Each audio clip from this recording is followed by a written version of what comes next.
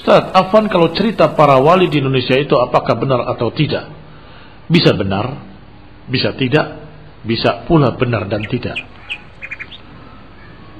Kalau benar-benar seperti yang diceritakan dalam Babat Cirebon yang pernah saya baca, ya, Babat Cirebon, ya, maka berarti mereka adalah para khurafat,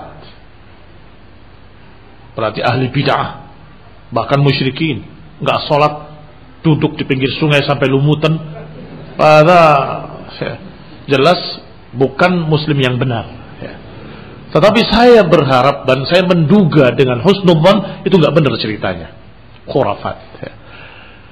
Kalau tidak benar berarti hanya kisah, ya, hanya cerita-cerita rakyat. Tetapi benar dan tidak itu adalah yang saya duga. Ceritanya benar, asalnya memang ada beliau-beliau, semoga Allah merahmati mereka dan mengampuni mereka. Tetapi kisahnya ditambah-tambah dengan sekian banyak tambahan-tambahan yang dusta, akhirnya jadi ngawur. Mengapa saya duga demikian? Karena sama dengan ulama yang jelas-jelas punya kitab Al-Ghunyah, yaitu kitab Abdul Qadir Jailani rahimahullah. Kita lihat ceritanya, Manaqib Abdul Qadir Jailani, bukunya sesat dan menyesatkan, mengerikan sekali. Seakan-akan Abdul Qadir Jailani itu orang sesat, mengerikan. Masa Tuhan dilawan sama dia? Masa malaikat dilawan? Muridnya mati? Marah. Kenapa matikan murid saya? Dikejar. Malaikat tadi terbang ke langit. Kayak kisah wayang. Abdul Qadir Jailani terbang dalam buku itu, mengejar. Begitu terkena, kenapa engkau mematikan muridku tanpa izinku? Lepaskan nyawa muridku. Gak bisa, ini perintah Tuhan, perintah Allah Ta'ala. Akhirnya berebut, akhirnya keranjang yang isinya roh-roh manusia yang hari itu mati tumpah.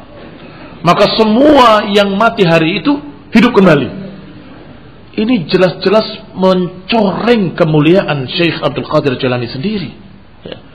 Maka saya, wallahu ta'ala alam, menduga jangan-jangan kisahnya memang benar. Ada orang-orang soleh yang mengajarkan la ilaha illallah, ada orang baik.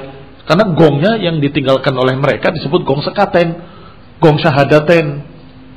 Kan mereka dulu memanggil manusia dengan tung dung dung dung dung dung kubul begitu. Setelah kubul diajarkan la ilaha illallah, maka gongnya dijuluki dengan gong sekaten. Lepas dari beberapa kesalahan-kesalahan mereka, mungkin ada karena setiap manusia ada kesalahannya, tetapi tidak sampai mengerikan sebagaimana cerita-cerita yang ada di dalam kitab-kitab seperti buku Babat Cirebon dan sebagainya, atau seperti filmnya, film Wali Songo yang bismillah langsung jadi emas semua pohonnya. Barakallahu fikum. Tidak seperti itu. Bisa jadi ada kisahnya, tetapi sudah ditambah dengan sekian macam khurafat yang dusta.